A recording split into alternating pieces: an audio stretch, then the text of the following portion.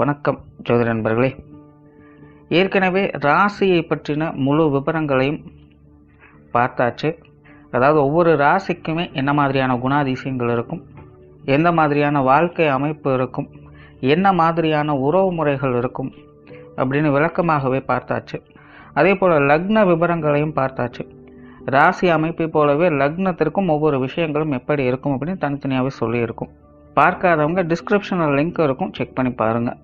இனி ராசி மற்றும் லக்னம் இது ரெண்டும் சேர்ந்த அமைப்பு எப்படி இருக்கும் அப்படிங்கிறத பற்றி பார்க்க போகிறோம். ஒரு குறிப்பிட்ட லக்னம் மற்றும் ராசியாக ஒரு மனிதருக்கு அமைந்து வரும் பொழுது அவங்களுக்கு என்ன மாதிரியான விஷயங்கள் இருக்கும் அப்படிங்கிறத பற்றி சில விளக்கங்களை ஜோதிடத்தில் பொதுவாக சொல்ல முடியும். இனி அந்த விஷயங்களை பற்றி தொடர்ச்சியாக பார்க்கலாம். பதிவை பார்க்குறதுக்கு முன்னாடி ஒரு சில விஷயங்களை கவனத்தில் வச்சுக்கோங்க. எப்பவும் சொல்லக்கூடிய விஷயங்கள் தான். இங்கு சொல்லக்கூடிய விஷயங்கள் முழுமையாக உங்களுக்கு பொருந்தணுங்கிற அவசியம் கிடையாது. ஏன்னா ஒரு மனிதனை பற்றி அவங்களுடைய சுய ஜாதகம் மட்டும்தான் முழுமையான விஷயங்களை சொல்ல முடியும். மற்ற விஷயங்கள் எல்லாமே ஒரு பொதுவான அமைப்பு கொண்டது தான். இங்கு சொல்லக்கூடிய விஷயங்களை நீங்கள் கிராஸ் பண்ணி வருவீங்க. உங்களுடைய வாழ்க்கையில் சில அனுபவங்களாகவும் உணர்வுபூர்வமான விஷயங்களாகவும் பெற முடியும். அதே போல் ராசி முக்கியமாக இல்லை லக்னம் முக்கியமாக அப்படின்னாலும் குழப்பிக்க வேண்டாம். ராசி லக்னம் அப்படிங்கிறதெல்லாம் பார்த்திங்கன்னா ஒரு சில ஐடென்டிட்டி மட்டும்தான். ஜோதிட பலன்கள் எடுக்கிறதுக்காக பொதுவாக தெரிஞ்சிக்க வேண்டிய சில விஷயங்கள் அவ்வளோதான். மற்றபடி 9 கிரகங்கள் 12 கட்டம் 27 நட்சத்திரங்கள் கொண்ட ஒரு அமைப்பு தான் நமக்கு முழுமையாக முக்கியம். அதுதான் ஒவ்வொரு செகண்டும் நமக்கு தேவையான எல்லா விஷயங்களையும் தீர்மானிக்கிறது. அதனால் ராசி முக்கியமாக இல்லை லக்னம் முக்கியமாக அப்படின்னாலும் குழப்பிக்காதீங்க. நம்ம யாருன்னு கேட்டால் நம்மளுடைய பேரை எப்படி ஒரு அடையாளமாக சொல்கிறோமோ அந்த மாதிரி தான் நம்மளுடைய சுய ஜாதகத்திற்கு அடையாளமாக இந்த ராசியும் லக்னமும் அமைந்து வருது. மற்றபடி இங்கே எல்லாமே முக்கியம் அப்படிங்கிறத மனசில் வச்சுக்கோங்க. மிதுன ராசி மகர லக்னம். இந்த மிதுன ராசி மகர லக்னத்தில் பிறந்தவங்களை தைரியம் மிக்கவர்கள், சமயோகித புத்திசாலிகள், விடாமுயற்சி உடையவர்கள், பிடிவாதக்காரர்கள் அப்படின்னு இன்னும் நிறைய விஷயங்களை சொல்லிக்கிட்டே போகலாம். பொதுவாக இவங்க காரியங்களில் கருத்தாக இருக்கக்கூடியவங்க. ஆனால் அந்த காரியங்களை விடாமுயற்சியோடையோ அல்லது பேச்சு சாமர்த்தியத்தாலேயோ சாதிக்கக்கூடியவங்களாக இருப்பாங்க. இயற்கையாகவே ஒரு அசாத்திய தைரிய மனப்பான்மை அப்படிங்கிறது இவங்களுக்கு உண்டு. அதனாலேயே பிடிவாத குணம் அப்படிங்கிறது இவங்களுடைய உடன் பிறந்த குணமாக இருக்கும். ஆனால் சமயோகித புத்திசாலித்தனத்தோடு இவங்க இருக்கிறதுனால இடம் பொருள் ஏவல் அறிந்து செயல்படக்கூடிய தன்மை பெற்றவங்களாக இருப்பாங்க. அதாவது சிரிக்கிற இடத்துல சிரிக்கணும், முறைக்கிற இடத்துல முறைக்கணும் அப்படிங்கிறத தெரிஞ்சு வச்சுருப்பாங்க. அதே போல் எப்போ சிரிக்கணும் எப்போ முறைக்கணும் அப்படிங்கிறதும் இவங்க தெரிஞ்சு வச்சுருப்பாங்க. சும்மா எடுத்தவங்க ஊற்றோன்னு உணர்ச்சி வசப்பட்டு அன்பையோ கோபத்தையோ வெளிப்படுத்தக்கூடியவங்க அல்ல. எதாக இருந்தாலும் நேரங்காலம் பார்த்து செயல்படுத்தக்கூடிய தன்மை இவங்களுக்கு உண்டு. நார்மலாகவே இந்த பேச்சு சாமர்த்தியம் அப்படிங்கிறது இவங்களுக்கு அதிகம் உண்டு. ஜென்ரலாக இந்த மிதுன ராசி அப்படின்னு வந்துட்டாலே பேச்சில் கொஞ்சம் கெட்டிக்காரங்களாகத்தான் இருப்பாங்க. அதில் இந்த மிதுன ராசி மகர லக்னம் அப்படின்னு வரும்பொழுது இவங்க பேச்சு ஆற்றல் மிகுந்தவங்களாகவே இருப்பாங்க. இவங்களால் பேசாமல் இருக்கவே முடியாது. அளவுக்கு அதிகமாக பேசுவாங்க. அதே நேரம் வசீகரத்தன்மையான பேச்சை உடையவங்களாக இருப்பாங்க. பேச்சாலே காரியங்களை சாதிக்கக்கூடிய தன்மை இவங்களுக்கு உண்டு.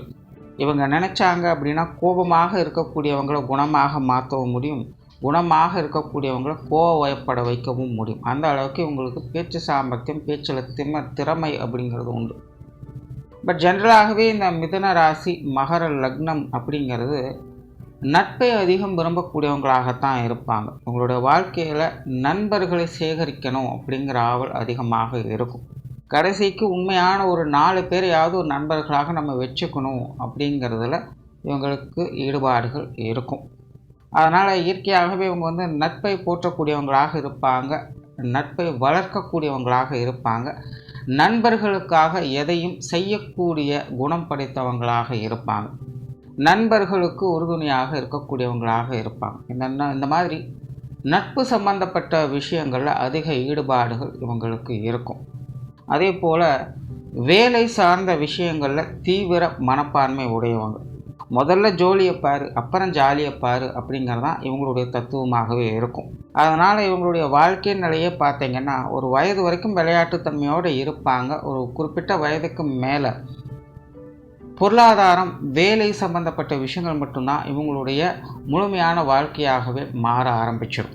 காசு பண சமாச்சாரங்கள், கொடுக்கல் வாங்கல் விஷயங்கள், வேலை தொழில் சமாச்சாரங்கள் இப்படின்னு எப்போவுமே தன்னை பிஸியாக வச்சுக்கிறதுலே அவங்க ஈடுபடுத்திக்கிட்டே இருப்பாங்க. வீட்டுக்கு என்ன தேவை, வீட்டில் இருக்கிறவங்களுக்கு என்ன தேவை, எங்கேயாவது வெளி இடங்களுக்கு போகணும் வரணும், ஒரு ட்ராவல் பண்ணிக்கிட்டே இருக்கணும், வேலை செய்யும்போது வேலை செய்யணும், அதுக்கேற்ற அளவுக்கு ரிலாக்ஸாகவும் என்ஜாய்மெண்ட்டாகவும் இருக்கணும் அப்படிங்கிற மைண்ட் செட்லேயே தான் இவங்க பெரும்பாலும் இருப்பாங்க. இவங்களை பொறுத்த வரைக்கும் சிம்பிளாக சொல்லணும்னா ஒரு கட்டத்துக்கு மேலே நல்ல வேலை செய்யணும், நல்லா சம்பாதிக்கணும், நல்ல வாழ்க்கையை என்ஜாய் பண்ணணும். இது பொதுவாகவே எல்லா மனிதர்களுக்கும் இருக்கக்கூடிய ஆசைகள் தான் அப்படின்னு சொல்லலாம். பட் இந்த ஆசைகள் மட்டும்தான் இவங்களுக்கு பிரதானமாக வேலை செஞ்சுக்கிட்டு இருக்கும். இதை நோக்கி தான் இவங்களோட லைஃப் ஸ்டைலும் போய்கிட்டே இருக்கும்.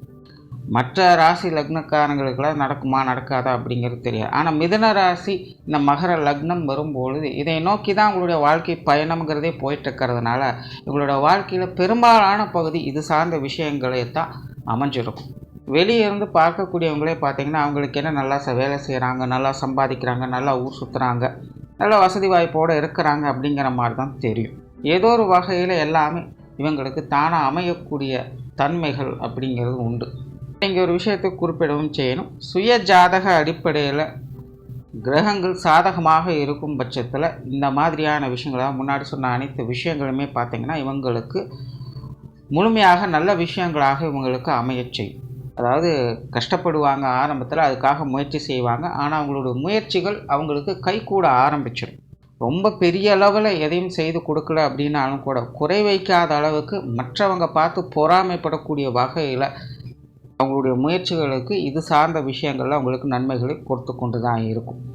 பட் அதுவே சுய ஜாதகத்தில் கிரகங்கள் சரியில்லாத பட்சத்தில் இது சார்ந்த விஷயங்களில் கடினமான முயற்சிகளை அவங்க கொடுத்து கொண்டே இருப்பாங்க. அதில் ஒரு 50% அப்படிங்கிறது அவங்களுக்கு நிறைவேறிக்கிட்டு இருக்கும். அதாவது அவங்களுடைய தேவைகள் பூர்த்தியாகும். பட் அந்த வாழ்க்கையில் திருப்தியாக இருக்க மாட்டாங்க. ஒரு மாதிரியான சலிப்பும் வெறுப்பும் கோபமும் சங்கடமும் அடிக்கடி வந்து கொண்டே இருக்கும். கொஞ்சம் உழண்டு கொண்டு இருக்கக்கூடிய தன்மை பெற்றவங்களாக இருப்பாங்க. ஸோ அதனால் இவங்களுக்கு இந்த சுய ஜாதக அமைப்பில் கிரகங்களுடைய அனுகிரகம் இருந்தது அப்படின்னா எல்லாத்தையும் சந்தோஷமாக அனுபவிக்கக்கூடிய கொடுப்பினை அப்படிங்கிறது இருக்கும். பட் அது இல்லை அப்படிங்கிற பட்சத்தில் அதில் கொஞ்சம் சஞ்சல மனப்பான்மையோடு இவங்க உழன்று கொண்டு இருப்பாங்க. இதுதான் விஷயம். பட் எப்படி இருந்தாலும் இந்த மிதுன ராசி மகர லக்னம் அப்படின்னு வரும்பொழுது மெயினாக இந்த வேலை சார்ந்த விஷயங்கள், பொருளாதார ரீதியான விஷயங்கள் மற்றும் நண்பர்கள் சம்மந்தப்பட்ட விஷயங்கள் இதில் தான் அதிகமாக ஃபோக்கஸ் பண்ணுவாங்க. பட் இந்த விஷயங்களை தான் பெரும்பாலும் அவங்க பேச்சு சாமர்த்திலேயே எல்லாத்தையும் சமாளிக்கக்கூடிய தன்மை பெற்றவங்களாகவும் அவங்க இருப்பாங்க. பேச்சுவார்த்தைகளில் மிகுந்த வசீகரத்தன்மை பெற்றவங்களாக இருப்பாங்க. பட் என்னென்னா இவங்க சமயத்துக்கு தகுந்த மாதிரி பேசக்கூடிய தன்மை பெற்றவங்களாக இருப்பாங்க. கடினமான முயற்சி உடையவங்க தான், விடாப்பிடியாக இருந்து காரியம் சாதிக்கக்கூடியவங்க. பெரும்பாலும் இவங்களுடைய முயற்சிகள் மற்றவங்க சம்பந்தப்பட்ட விஷயங்கள் காரியங்களில் தான் அதிகமாக இருக்கும். சொத்து சுகங்கள் வாகன ரீதியான விஷயங்களும் ஒரு அளவான தன்மை பெற்றவங்களாக இருப்பாங்க. பட் இருந்தாலும் சாதகமான அமைப்புகள் என்பது இது சார்ந்த விஷயங்கள் இவங்களுக்கு உண்டு. பூர்வீக வகையிலும் இது சம்பந்தப்பட்ட விஷயங்கள் இவங்களுக்கு சாதகமாக இருக்கும். சுய சம்பாத்திய வகையிலும் கூட இவங்களுக்கு வீடு வாகன யோகங்கள் அப்படிங்கிறதெல்லாம் உண்டு. அதே போல் கடன் சம்பந்தப்பட்ட விஷயங்களில் அதிக ஈடுபாடுகளை காட்டக்கூடியவங்களாக இருப்பாங்க. நிறைய பேருக்கு இந்த கடன் சார்ந்த விஷயங்கள் தவிர்க்க முடியாததாகவே இருக்கும். ஏதோ ஒரு பொருளை வாங்கி இஎம்ஐ கட்டுற மாதிரியாவது இவங்களோட சூழ்நிலைகளை இவங்க மாற்றிக்குவாங்க. முடிஞ்ச அளவுக்கு இந்த கடன் சார்ந்த விஷயங்களை இவங்க தவிர்த்துக்கிறது நல்லது. அதுவும் சுய ஜாதகத்தில் அசுப கிரகங்களுடைய தாக்கம் இருக்கும் பட்சத்தில் அவங்க இந்த கடன் சார்ந்த விஷயங்களை முழுவதுமாக தடுத்துக்கிறது நல்லது. ஏன்னா அப்படி இருக்கக்கூடியவங்களுக்கு இந்த கடன் விஷயங்களில் ஈடுபடும் பொழுது தொடர்ச்சியாக நடந்து கொண்டே தான் இருக்கும். அது முடிவே இருக்காது. அதுக்கப்புறம் எவ்வளவு சம்பாதிச்சாலும் எல்லாமே கடனுக்கே சரியாக போயிடும். ஸோ அந்த மாதிரி நிலைகள்லாம் கொண்டு வரும். அதனால் இந்த சுய ஜாதகத்தில் அசுப கிரகங்களுடைய தாக்கம் இருக்கும் பட்சத்தில் அவங்க இந்த கடன் சார்ந்த விஷயங்கள் முடிஞ்ச அளவுக்கு தவிர்த்துக்கிறது நல்லது. அதுவே சுப கிரகங்களுடைய அனுகிரகம் இருக்கும் பட்சத்தில் அவங்க இந்த கடன் விஷயங்களில் ஈடுபடுவாங்க. பட் அது எப்படியோ ரொட்டேஷன் பேஸில் சரி பண்ணிக்கிட்டே இருப்பாங்க. இப்போ ஜென்ரலாகவே இந்த மிதுன ராசி மகர லக்னம் அப்படின்னு வரும்போது இந்த கொடுக்கல் வாங்கல் விஷயங்கள், கடன் சார்ந்த விஷயங்கள்லாம் அதிக ஈடுபாடுகளை உண்டாக்கிட்டு இருக்கும். அதே போல் பொது விஷயங்கள் மற்றும் பொது காரியங்களில் இவங்களுக்கு ஈடுபாடுகள் அப்படிங்கிறது உண்டு.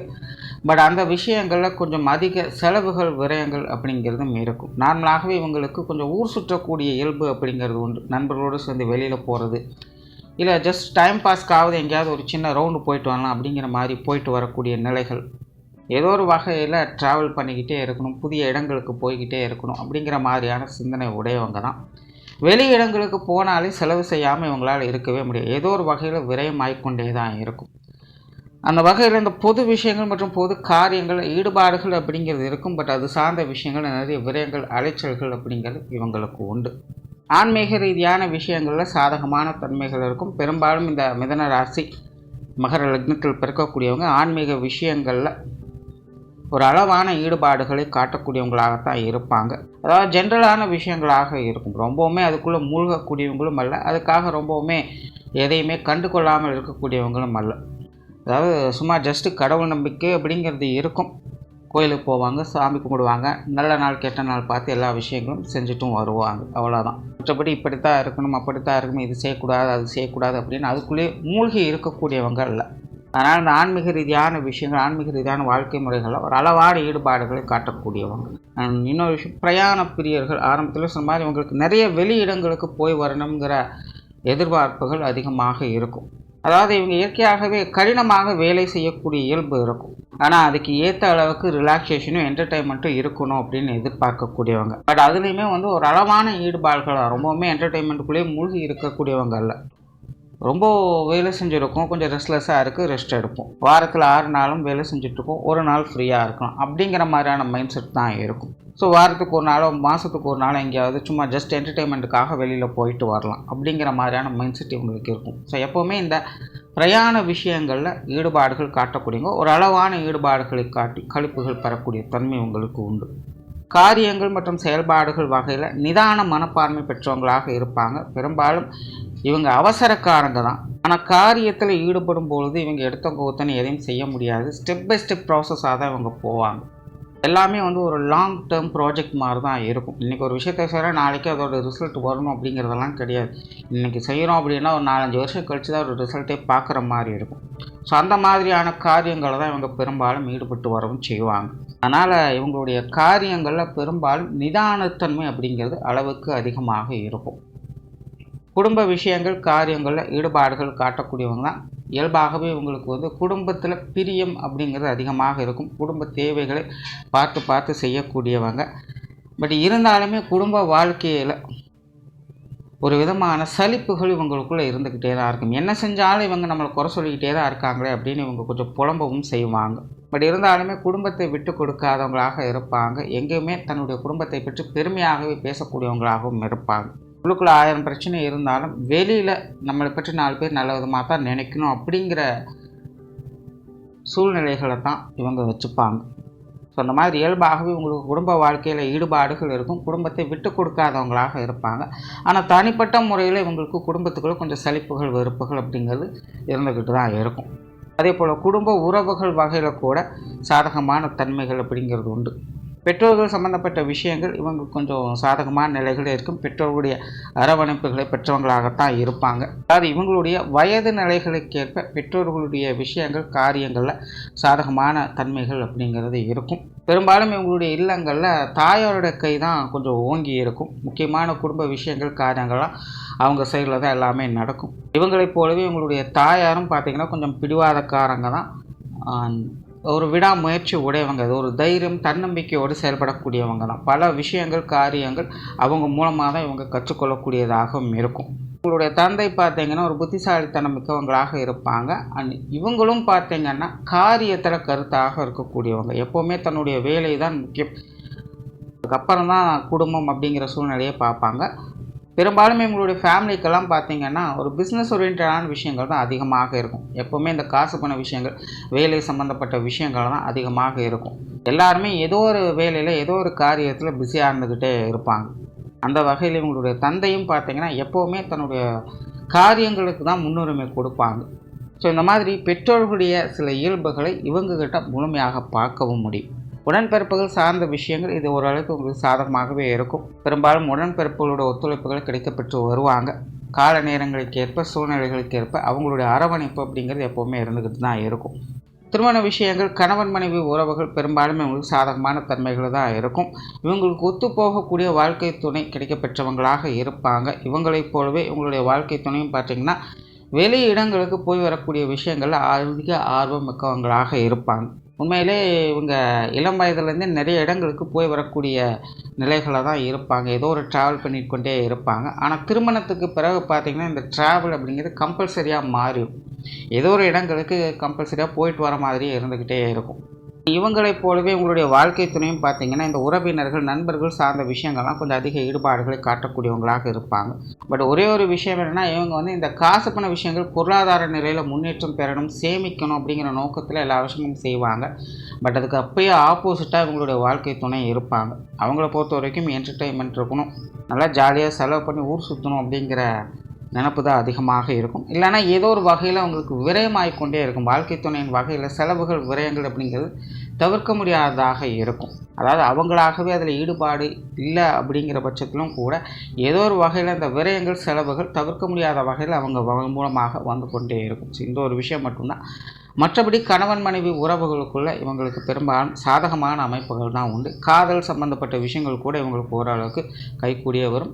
பெரும்பாலும் திருமணத்துக்கு பிறகு வரக்கூடிய காதல் அப்படிங்கிறது இவங்களுக்கு பொருத்தமானதாக இருக்கும். குழந்தைகள் சம்பந்தப்பட்ட விஷயங்கள் அதுலேயும் இவங்களுக்கு கொஞ்சம் சாதகமான தன்மைகள். நார்மலாகவே மிதன ராசி, மகர லக்னம் அப்படிங்கிறது குழந்தைகளுடைய விஷயங்களும் ஒரு தனி கவனம் செலுத்தக்கூடியவங்களாக தான் இருப்பாங்க. இவங்களுடைய குழந்தைகள் பெரும்பாலும் குடும்ப பாசம் மிக்கவங்களாக இருப்பாங்க. குடும்பத்துக்குள்ளே கொஞ்சம் பொறுப்புணர்வோடு நடந்து கொள்ளக்கூடிய தன்மை பெற்றவங்களாக இருப்பாங்க. இவங்களுடைய குழந்தைகளும் கூட பேச்சில் வல்லவர்களாக இருப்பாங்க. பெரும்பாலும் பல விஷயங்கள் குழந்தைகள் வகையில் சாதகமான தன்மைகள் இவங்க என்பது உங்களுக்கு உண்டு. உற்றார் உறவினர்கள், நண்பர்கள் வகையில் சாதகமான அமைப்புகள் உண்டு. ஜென்ரலாகவே இவங்க உறவினர்கள், நண்பர்கள் சம்மந்தப்பட்ட விஷயங்கள் ஈடுபாடுகள் அதிகம் காட்டக்கூடியவங்க தான். ஆரம்பத்திலே சொன்ன மாதிரி நண்பர்களை உருவாக்குவதில் இவங்களுக்கு விருப்பம் அதிகம். நட்பு வட்டாரத்தை விரித்து கொண்டே போகணும் அப்படின்னு எதிர்பார்க்கக்கூடியவங்க. எல்லார்கிட்டையுமே இயல்பாக பழகக்கூடிய குணம் இருக்கும். இவங்களுடைய வாழ்க்கையில் சில நண்பர்கள், உறவினர்களை தவிர்க்கவே முடியாது அப்படின்னு கூட சொல்லலாம். சில முக்கியமான காரியங்களுக்கு, சில முக்கியமான நிகழ்வுகளுக்கு, அதாவது நல்லதாகட்டும் அல்லது கெட்டதாகட்டும், அது அவங்களுடைய சுய ஜாதக அடிப்படையில் அது நடக்கும். அந்த மாதிரி சில முக்கியமான நிகழ்வுகளுக்கு இவங்களுடைய நண்பர்களோ அல்லது உறவினர்களோ ஏதோ ஒரு வகையில் காரணமாக இருப்பாங்க.